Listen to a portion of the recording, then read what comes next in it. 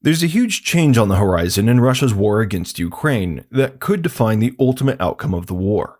Something different is now happening, and it's not an exaggeration to say that it currently has the entire Russian leadership in a panic, scrambling for a solution. For over 3 years of war now, political commentators have been talking about the coming collapse of the Russian economy. And for over 3 years of war, Russia has attempted to counter these claims by putting on a confident face and simply saying that this could never happen, despite the evidence.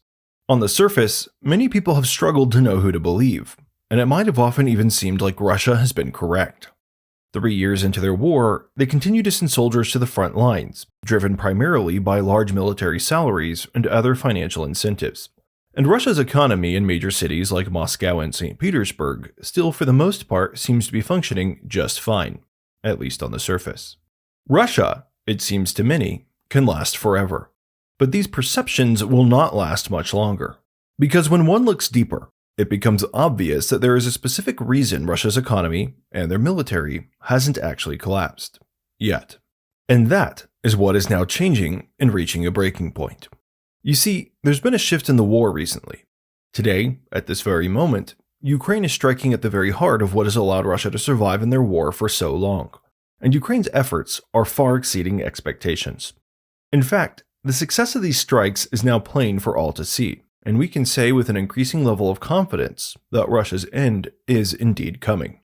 Ukraine has been targeting Russian energy infrastructure much more frequently, often hitting the same targets repeatedly, again and again and again, showing that they are no longer simply proving a concept, but actively doubling down on collapsing Russia's economy in specific regions, one at a time. And this is now producing economic effects that Russia has not been able to recover from, and likely never will, at least not until the war ends. But in order to understand how significant recent developments really are, you first have to understand how we got here in the first place. In today's video, we'll answer a question which many have asked, but that few have explored in depth or offered specific answers for. Why hasn't Russia actually collapsed yet? Because if people understand the true nature of the foundations that have been holding up the Russian economy for these past 3 years, they can make their own decisions about how strong or how shaky those foundations really are. And as this video progresses, I'm confident that a whole lot of people are going to have a whole lot of aha moments once you realize things that perhaps you haven't heard before.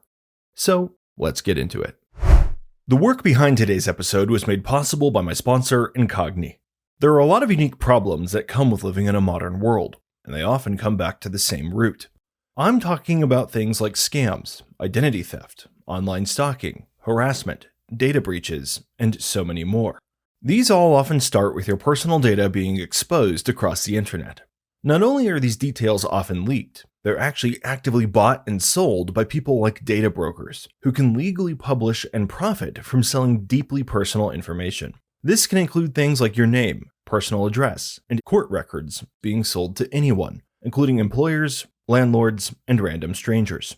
Thankfully, you do have a right to protect your privacy, and this is what Incogni helps with. Incogni can track down and remove your personal data from most sites all across the internet, and the process is fully automated and repeated so that your data doesn't reappear. But even better than that, Incogni's custom removal feature can take down almost everything that's exposed about you online. All you have to do is send them a link, and their dedicated privacy expert will handle everything else. And with their unlimited plan, you can submit as many links as you want. So choose Incogni to take back control of your personal data. All you need to do is create your account, authorize Incogni to remove your data, and they handle the rest. Incogni offers a risk-free 30-day money-back guarantee. So try it out, give it a shot, and get a full refund if you're not 100% satisfied. Just click the link in the description and use my code ICARUS to get 60% off an annual plan and get started today. It's important to understand Russia's pre-war strategy, which reveals why any financial pressure at this stage the war is now in today is exponentially more effective than the financial pressure that was put on Russia earlier in the war. One of the most important things that everybody needs to understand about the war in Ukraine is that when Russia invaded Ukraine, they did not go in without a plan. Sure, their plan of course failed and was flipped on its head in the first days of the war. What was supposed to be a 3-day to 3-week special military operation that resulted in Russia's control over all of Ukraine, either directly or indirectly through a puppet government, has instead turned into a grinding 3-year conflict, with no end currently in sight. But nevertheless, Russia did go into their invasion with a plan, especially economically. And this plan has allowed Russia to get this far, but now it's running on extremely thin ice. When Russia invaded in February of 2022, they had a lot of resources that they had stacked up over a long period of time to support their economy and their military through whatever actions might come next. They were planning for a long period that, at a minimum, would include significant sanctions, and which would likely also include further invasions of additional countries. Those kinds of resources can go a long way, especially if they are then turned against a single country instead, but they're also not infinite. In particular, one of the main things that Russia had accumulated was financial reserves, largely owing to their experience of what happened when they invaded and annexed Crimea back in 2014, and they saw how the West responded. At the time that Russia annexed Crimea, they were of course greeted with sanctions from Western countries. These weren't particularly terrible sanctions, but they were enough sanctions to do economic harm to Russia and to cause a significant loss of revenue that could become critical if similar sanctions were escalated at a time when Russia was also experiencing higher levels of military spending. Putin realized that when he went ahead with his plan to fully invade Ukraine, Russia would receive much more severe sanctions, owing to the more severe nature of this full-scale invasion. So after Russia annexed Crimea, they began to quietly accumulate money in something that came to be known as Putin's war chest. By the time of the 2022 invasion, this war chest had grown to a very large amount of money, which made Vladimir Putin feel quite confident that he could weather whatever storm would come next. But notably, this war chest, which took nearly a decade to accumulate, would be depleted much more quickly. The war chest seemed to have been dedicated to at least one of two major purposes, and probably both. As already implied, the first purpose was to give Russia enough finances to withstand whatever amount of sanctions they thought the West would put on them, for a long enough period of time to get them through both the conflict itself and also through the period of sanctions that would follow the conflict. A very important point for people to realize now that the conflict itself still has not ended. But the other purpose was potentially even more devious: to deploy whatever was left of this money into the Russian economy after Russia declared victory, to help grow support within Russia for future wars. Remember, Russia initially thought that their war would take somewhere between 3 days and 3 weeks to achieve victory. And if this invasion went smoothly, many sources suggest that this was planned to be just the first step of a major series of conquests, where Russia, or rather Putin, would feel emboldened and would perhaps turn his attention to other former Soviet countries, like Moldova or the Baltic states. But in order to do that, Putin would need momentum and support from his people, and nothing gets people more supportive of a war than feeling like that war made them personally financially better off. If Russia invaded Ukraine and annexed it in 3 days, as planned, and deployed the excess of the savings account that they had built up to withstand sanctions into the pockets of the Russian people would be made to feel that war was extremely profitable and beneficial, while seemingly posing little to no risk. This would push them to want to do more, much more. Now, obviously, this is not what ended up happening, because here we are now, with the war in its 4th year, and Russia still shows no signs of being anywhere close to winning. And so, instead of deploying this war chest in the way that they had originally planned, Russia was forced to deploy it in other areas just to keep their war effort against Ukraine ongoing, so that they had a chance at eventually achieving victory. This war chest then has turned from a big financial boon that would have made the Russian people feel extremely prosperous, to basically a band-aid account that they could use to keep fighting. Vladimir Putin and Russian leadership hoped that it would be enough for Russia to actually win the war they started. But now the Russian leadership has a problem. It's becoming increasingly clear that the war chest will not even be enough to help them sustain all the way through the conquest of Ukraine. In fact, by some estimates, it has already run dry. This not only means that economically Russia can't support the war for the long term, but it also means they can't create this artificial feeling of prosperity within the Russian economy either. And even more, Russia will be left without the financial resources that they had planned to use to withstand the sanctions that will follow after the war ends, spelling disaster for the future of the Russian economy, no matter what direction the war goes. It isn't just speculation that this war chest is running out. Instead, there have been clear signals of this, and they have only become increasingly clear over the last several years. Because when it comes to governments running out of money, there's one sure sign that this is actually happening, which is high inflation. Governments, of course, aren't like individual people, like you and me, who can go bankrupt rather easily if we run out of money, because we can't print money. Governments, of course, can print money in their own currency for themselves to spend, causing different financial problems, but usually not bankruptcy, at least not right away. And the main problem that indicates that a government is printing a lot of money is if there is an abnormally high inflation rate. This is, of course, exactly what we have seen in Russia, which is not a good sign for how things are going when you started with such a high initial amount of savings. Russia has been doing everything they can to battle this inflation rate, like raising interest rates to extremely high levels that make it almost impossible for Russian people to borrow money to buy things or keep businesses running. And beyond these interest rate hikes, Russia is wrestling with a lot of other economic pressures that point to a currency losing strength day by day. There are limits on converting rubles into foreign currency, and tight restrictions on moving capital abroad, which are measures that reveal just how much the government is trying to keep their money from fleeing the country. At the same time, the state is also stepping in to prop up the ruble's value in the market, an intervention that's costly and often unsustainable. To slow down inflation, officials have imposed price ceilings on certain goods, hoping to prevent runaway costs for consumers. And in a further bid to soften the blow, factories and farms are being subsidized by the government, so they can sell their goods to the public at artificially lower prices, with the public not realizing they're still paying much higher prices for these things. It's just that instead of showing up directly in the shelf price, the higher prices are reflected in the deteriorating value of their currency. But even with all of these efforts, Russia is only able to curb their inflation so much, as the war has caused structural issues like labor shortages due to war casualties, immigration, and defense spending that is undermining the other, more natural and more durable segments of the Russian economy. There are also still major supply chain issues which were caused by sanctions. Russia has become technologically isolated, forcing them into a heavy reliance on China and India, and unsustainable military spending, along with falling productivity due to a disorganized shift to a war economy, mean that Russia is really struggling in most sectors. So while Russia may be able to slow the impact of their economic issues by hiding them within inflation, they just can't seem to solve them, especially not with the economy continuing under the weight of a full-scale war. This isn't just the speculation of Western analysts. It's something that the Kremlin itself has now been forced to admit to.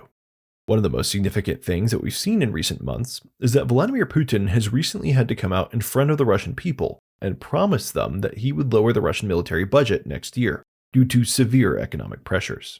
And regardless of whether or not Vladimir Putin is telling the truth, this indicates a few things. First of all, the Russian people are feeling economic pressure, and they know that the war effort is the primary cause for the economic problems they're currently facing. Secondly, they're not happy about those economic problems.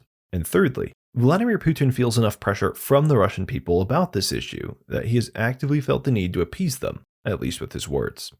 Though he puts on a strong face, even Putin knows that he can only push the Russian people so far, and that he can only get away with destroying the Russian economy for so long. And since he does not have the revenues to fund his war, and he cannot print money indefinitely to make up the gap, eventually he knows he will be forced to actually reduce the Russian military budget, or undergo severe economic collapse and lose the war anyway. So when we see Vladimir Putin potentially moving towards, or at least telling his people that he will move towards, reducing that military budget, it indicates that the financial situation of the Russian government is far worse than the Russian people have been led to believe by their government in the years leading up to this. This shift also suggests that Russia's capacity to sustain a prolonged war is diminishing, not just in terms of money, but also in terms of political power. Military spending has been one of the Kremlin's most reliable tools for both projecting power worldwide and for reinforcing internal control. A cut to that budget signals a potential weakening externally and internally, and it may embolden opposition inside Russia, while simultaneously reducing Putin's ability to influence or intimidate on the global stage. This is incredibly significant for quite a few reasons, and the number one reason is that the financial approach has been the primary way that Vladimir Putin has been supporting his war effort. In particular, Vladimir Putin has been choosing to recruit soldiers to fight against the Ukrainians with incentives of huge paychecks, rather than conscripting people and forcing them to fight against Ukraine. Vladimir Putin seems to know that large-scale conscription within Russia would be more than Russian society is willing to bear, and more than Russian society is able to handle. And he probably fears for his own regime if he tries to do that on a large scale. Therefore, he's been using the financial tactic of paying high salaries and benefits and funding them with inflation. Because inflation, while politically unpopular, is not as politically unpopular as conscription. But again, we see that this financial tactic is now also winding down. We can verify this by examining the facts behind Russia's supposed GDP growth during the war, at least what the Russian government has published as GDP growth. While Russia has constantly pointed to this to prove that its economy is resilient in the face of all of these pressures, the truth is that these numbers do not show real economic growth.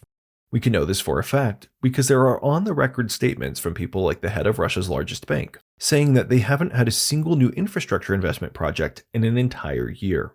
And it's kind of hard to argue that your economy is growing faster than it ever has, when your largest investment banks are sitting around and doing nothing. Such statements make it clear that Russia isn't actually experiencing growth in the real traditional sense, the kind of growth that actually lasts and improves people's lives year over year, and generation after generation.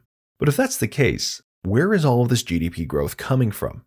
Assuming you can trust the numbers in the first place, which is a big assumption given all of Russia's incentives to make things look much better than they really are, there is only one possible answer. The growth is coming from government spending outside of the private sector. And when we follow that to its logical conclusion, we realize that if Russia is experiencing growth on paper, it can only be because the war has driven up government spending in the military and defense sectors. And this spending, in turn, is being funded not by an increase in sustainable revenues, such as from oil and natural gas sales, which have been heavily reduced due to sanctions, but rather by inflation, and by drawing down on the savings account we mentioned at the beginning of the video.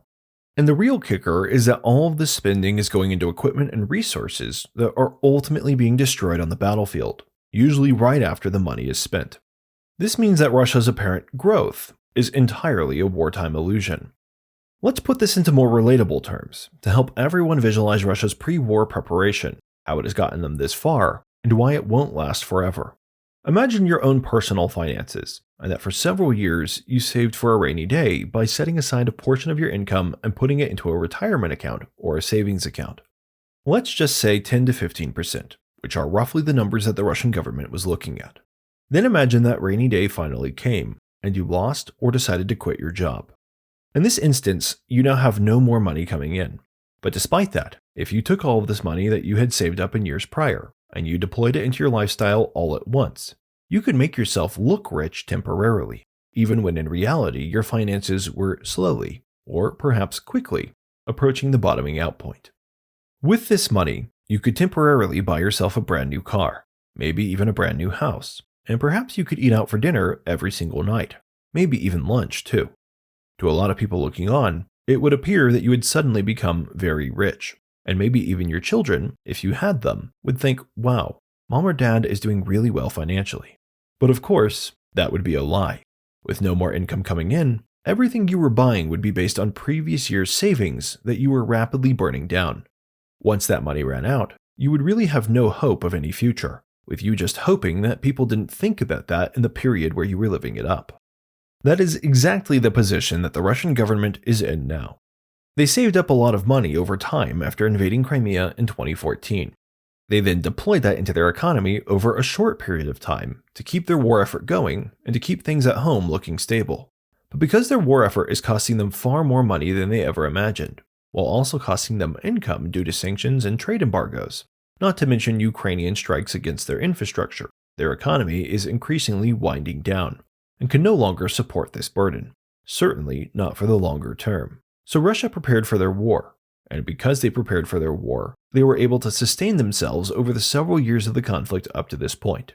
But those preparations are running thin, and Russia is not getting enough income or investment to make up for their losses. The savings account is getting smaller every day.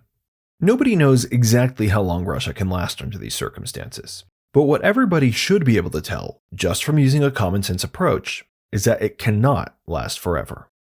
If you appreciated this video, don't forget to like the video, subscribe to the channel, and check out some of the other analysis I've put together. Also, check out my main channel for much more regular uploads from me.